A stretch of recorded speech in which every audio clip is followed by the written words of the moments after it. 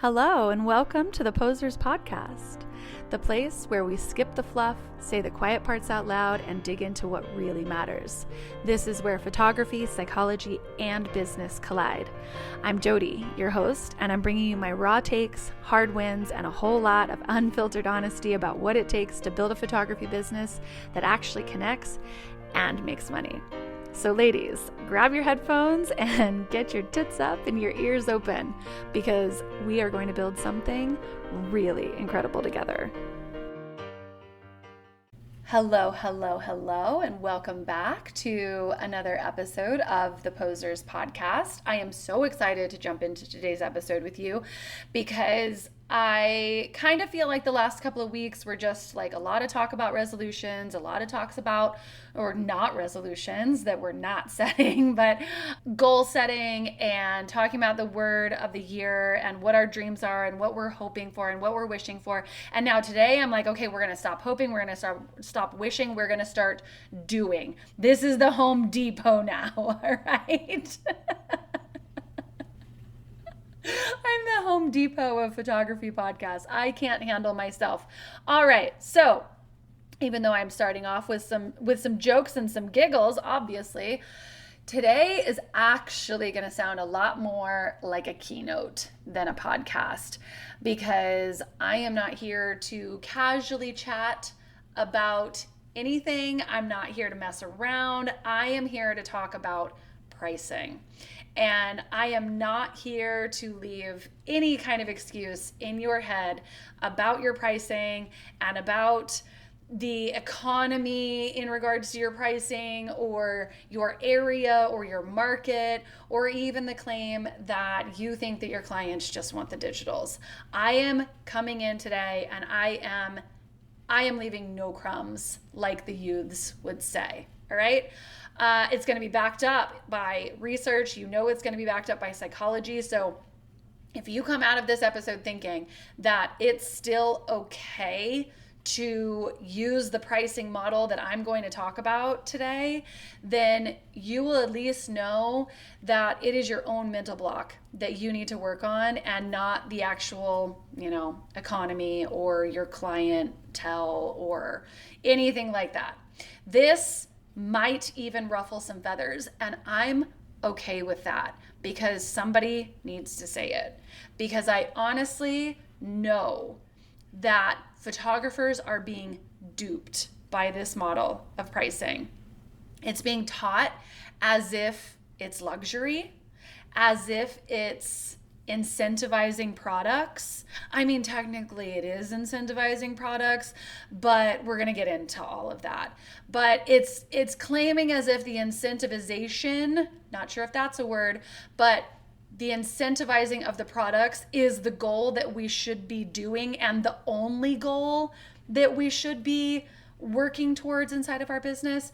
Anyways, if that got confusing, I'm going to explain it in a second. But this method is actually wrapped in scarcity, and the money blocks of whoever it is that created this method, they need to be working on those. And all of that scarcity and these money blocks have actually been kind of like tied up and wrapped up in a cute little bow and then handed to you without anyone dissecting it from an actual buying psychology standpoint. Photographers are being taught to build sales models that, even if unintentionally or even if accidentally, these sales models are actually destroying the perceived value that you've worked for in your business. And they are devaluing the very thing that is actually the only irreplaceable piece of intellectual property that your business has, which obviously is your photos. It's the digital images. And this model has cast the digital images only client as if they are the worst kind of client to have. The digital images only client has been branded by the worst PR team ever. And I'm going to prove to you that they actually didn't deserve it. Okay? They actually don't deserve it. But here's the issue. Actually, hold on. Let me tell you what I'm going to do, not only to this week but next week also. There's two main pricing models that I hear photographers talk about constantly. One of them is an IPS model, even though it sucks, but the other one is an IPS adjacent. It's the IPS like scapegoat. It's the IPS's like ugly cousin, okay? But people want to claim that they do IPS-ish, and that does not exist, okay? But what we're going to talk about today is the one that is the IPS model, the suckier version of it. All right, I'm going to rip this one apart today, and then I'm going to rip the other one apart in next week's episode. All right, this first sales model that I'm going to talk about, I'm going to call it the sliding scale discount model. And if the word discount is in the actual title, then you know that there's already a problem.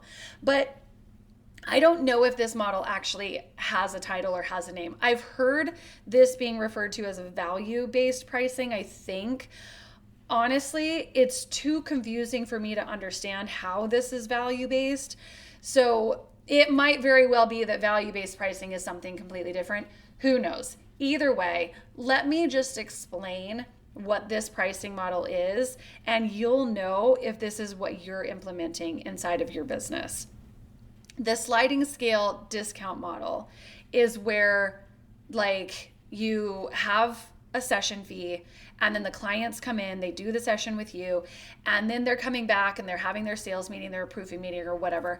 And inside of your pricing model, you have it so that the clients could actually purchase the whole entire gallery of images. That itself is not the problem, but the digitals start off at like a set price. Say the whole digital gallery costs like $700 or something if they wanted to buy it straight out. I've heard some people doing it $500. I've heard some people saying $900. And honestly, the people who have told me that they're doing it at $900, they've actually told me that they keep it intentionally below $1,000 so that they don't scare their clients. And that right there is a crazy mindset to have. That's people pleasing in its most toxic form. That is saying, I'm going to keep this price small enough so that it doesn't scare anybody, so that people don't get mad at me, so that people still like me. All right. Mind you, a typical gallery of images is, everybody probably has a different number, but typically I would probably say 70 to 90 photos for a family session is a typical gallery of images. So if you're selling your entire digital gallery for $500, then that means you're charging about $5 per photo, $5.50 per photo. $5. Let me say that again. $5.50 for an image that you painstakingly created and poured hours of love into. So that means that you, as a professional photographer, as somebody who creates literal art, as somebody who probably is creating the most beautiful galleries of images for your clients, that means that you couldn't sell a photo and buy a Happy Meal with your earnings. Okay, I need to cool myself off because I'm getting heated just talking about this. I'm getting heated because this makes me so mad that this is actually being taught. I don't think that anybody ever breaks it down like this.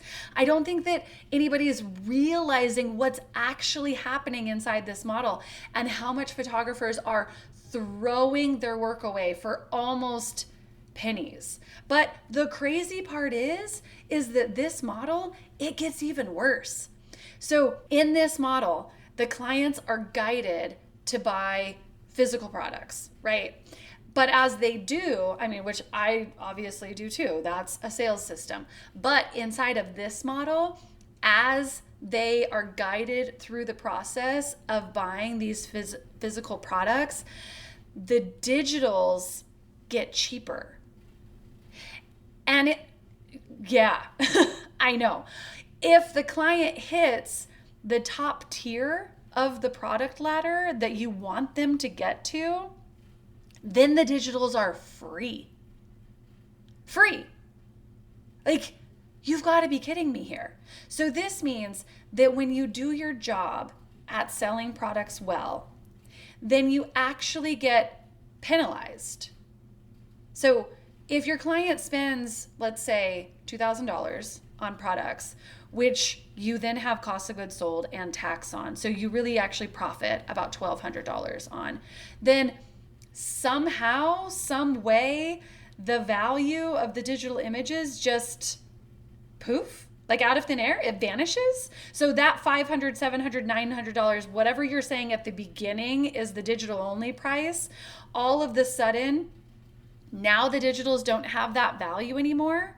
And now you don't have that worth anymore. So now you have to give up that $500, $700, $900, whatever that number is for you. You have to give up that money because the clients are buying products. So it's like you have to exchange the $900 for the $1,200 of actual profit that you're going to make. Because the $900 would have been straight profit too. I mean, almost. You get what I mean.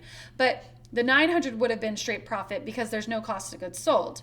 So you're exchanging the $900 for the $1,200 instead of collecting the $900 plus the $1,200.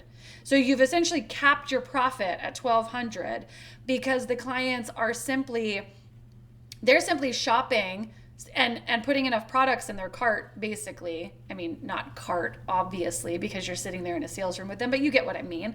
Like, they're shopping to hit that $1,200 number or the $2,000 number, and then the $1,200 is what you actually profit. You get what I'm saying, okay? But so they're shopping to hit that top tier so that they can get the digital files, because the digital images, that's actually the thing that was most valuable to them to begin with. So what this is actually doing is punishing you. And it's punishing the thing that cannot be replaced, your intellectual property. Your digitals are the only true irreplaceable asset in this equation, because obviously, like, we want our clients to be doing custom framing with us, but some of them don't want that. Some of them don't value that. And they can just as easily get a frame somewhere else. Frames can be sourced anywhere. Obviously, they could go to Michael's. They could get it custom framed there for cheaper than what we're going to do in our studios. They can go to Target. They can go to Walmart. They can order frames from Amazon. They can order frames from anywhere. Granted, I understand there's a whole entire sales script behind that. I understand that you're going to educate them on why custom framing is better. But no matter what, the framing isn't something that's irreplaceable inside of this equation. Albums can be designed and ordered on almost every corner of the internet. The market is flooded with ways that people can take their digital images and make something pretty. But that finished image that was created by you, created by your artistic eye, created by your direction, your lighting, your editing, everything, your ability, right, to make these people look beautiful and iconic inside of these images, that is the part that they cannot get from Target. So whenever you say, buy enough physical product and I will discount or give away the digitals, you are teaching your client the exact opposite of luxury value. You are saying that the core product, the main thing that you are known for, you are a photographer who produces photos. So you're saying that the core product is negotiable. You've just put your photos on the beaches of Mexico, right? And you can barter a price. You can negotiate that, because if they spend this much, now they're worth this much. And then if they spend this much, now they're worth nothing. Luxury brands do not do this. Luxury brands protect their icons. Just like an Hermès protects its Birkin, okay? Hermès is a textbook example of a brand that is built on controlled distribution and exclusivity and craftsmanship and not discounting. This is literally the difference between Costco psychology and Hermès psychology. Costco says buy more, save more. That's what this model is actually doing. The more you buy over here on the product side, the more you're going to save over here on the digital side. But luxury says, or Hermès says, or Dior says, or YSL says, you step into our store and you're going to buy what you're going to buy. If you buy 3 bags, they're going to cost for 3 bags. If you buy 6 bags, they're going to cost the amount for 6 bags. Because the more you spend is the more status you have. Okay? Also, if you walked into Dior, which is a brand that is known for so many gorgeous designs with their shoes and with their bags and with their clothing and with even their home goods, everything Dior is stunning. But this is as if you walk into Dior and they say to you, hey, we're implementing a new pricing structure here. And the more perfume you buy, which is not one of their iconic pieces, but the more perfume you buy, the cheaper will make the bag that you want, which is one of their icon pieces. Okay? So again, if you go into a Dior and they say to you, the more perfume you buy, the cheaper will make the bag. 3 things would happen inside of your head. 3 psychological reactions would have. Number 1, you would assume that the bag is not the main value. And you would question this. You'd be like, wait, but what? But hold on. I thought that the bag was like the thing that I wanted. And you're going to cause confusion inside of that client's brain. Okay? And then, or inside of your brain. Sorry, we're talking about you walking into Dior, right? So you're going to assume that the bag is not the main value anymore because Dior has treated the bag as if it's the giveaway, as if it's the option for discount, as if it's the thing that they're going to give away as the incentive to get you to buy the perfume. That's so backwards and it causes confusion. So number 2, you would be trained to kind of work the system, kind of game the system to buy the things that triggers the discount, even if you don't want those things that trigger the discount, rather than just simply coming in and investing in the main icon piece that you truly wanted anyways. And then the third thing, you would then feel uncertainty about what anything is worth because the price is conditional. Okay? And that uncertainty is the enemy of luxury. This is also why the more options and conditions you add, the more you invite people into bargain shopping behavior rather than investment behavior. Now, one thing that photographers also avoid saying out loud or admitting to that luxury brands understand with their whole entire being, and they say it with their whole chest, is that high prices increase desirability when the price itself signals status and exclusivity. So whenever you discount anything, what you're actually doing is you're decreasing the desirability. This is the logic behind what is called the Veblen effect. I might be saying that wrong. It might be Veblen. Who knows? But it's the psychological idea that for certain goods, demand can rise as the prices rise because the item signals social status. And that's actually what Chanel does. Chanel does not mess around with increasing their prices slowly simply to keep up with the idea of inflation or simply to keep up with the economy. The classic Chanel flap bag has more than doubled since just the few most recent years. What once retailed around $5,800 a few years ago now exceeds $11,000 in 2025. Who knows what it's going to be in 2026. But this shows a strategic elevation in price well above inflation. And it doesn't mean that they're price gouging either.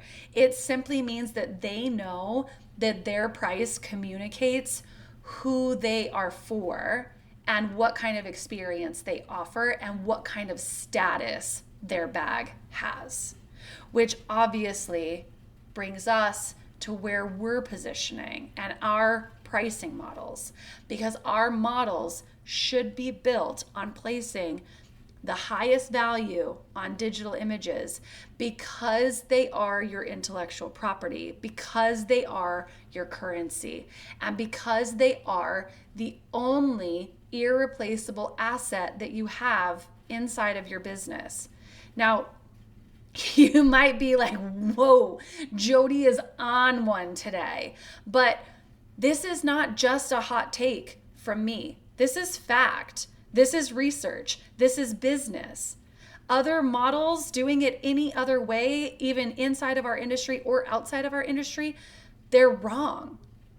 And here's the second layer of that all of this causes too, is that valuing digitals like highly, it also safeguards us inside of our business from resenting the digital only clients.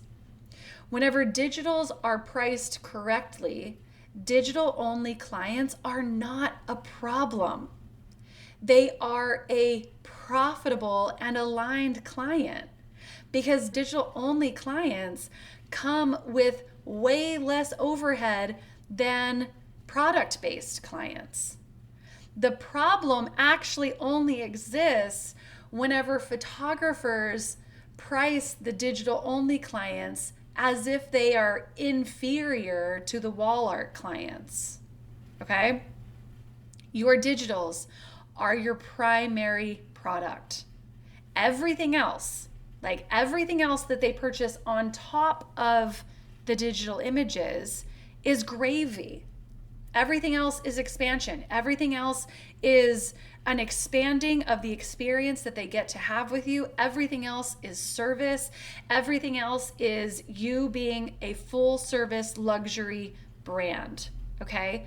So the collections inside of your business should never devalue the digitals. The collections where we're adding in framing and we're adding in albums and we're adding in anything else that you provide for your clients, those items should just simply add depth and also convenience because it's a done for you service, and also prestige and status. And they should also really represent the idea that you have brought your clients from like the beginning of your experience all the way through to completion. This is where you build a true luxury value ladder.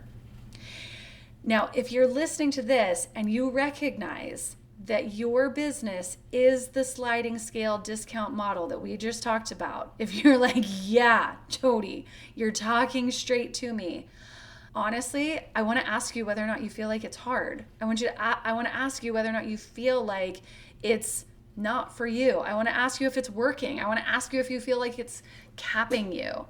But what I also want to do is I want to be very honest with you that this isn't about your effort. This isn't about your talent. This isn't about you putting this method in place inside of your business, because I know that you learned this from somewhere else, and like it is not your fault that this is the method that has been adopted because it was taught to you as if this was the best way to be doing things. But this is about structure. And the truth is, this particular system makes it almost impossible to scale without eventually you starting to feel that resentment for the digital only clients. You starting to feel like, why are they only wanting this instead of wanting to do the products also? It's going to make you feel capped, because whenever you're doing the digital, or whenever you're doing the product side, you're getting penalized on the digital side. So it's capping you from even being able to scale.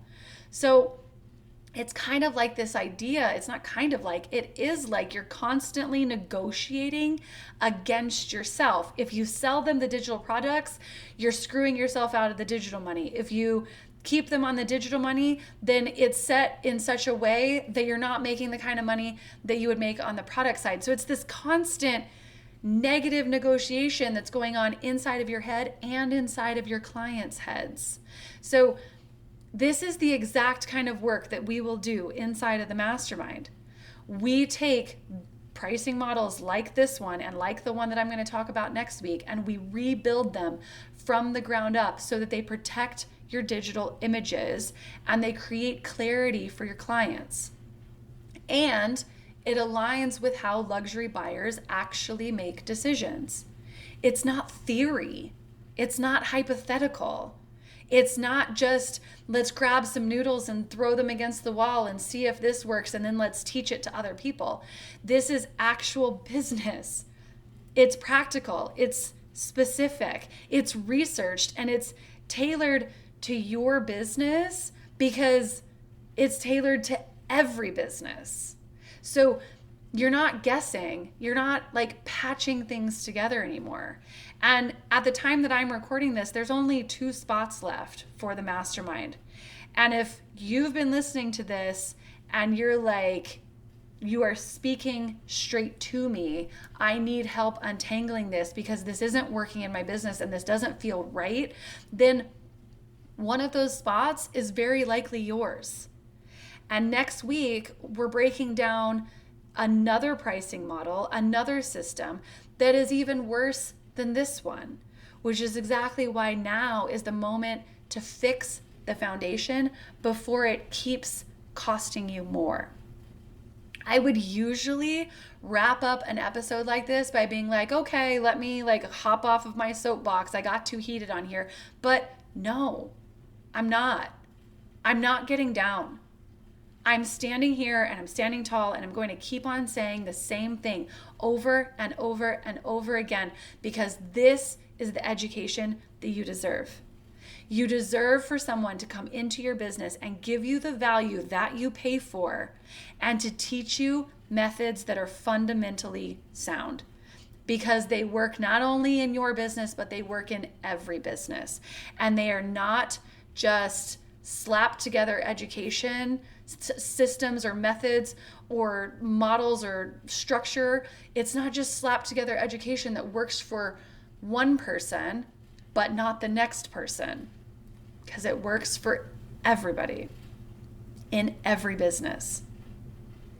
If you feel like I'm talking directly to you and the corner of your eyes are getting prickly from finally feeling like somebody sees this struggle and somebody hears you, then meet me in the show notes for the link to get one of these lost spots so that 2026 can actually be the year that you thought 2025 was going to be.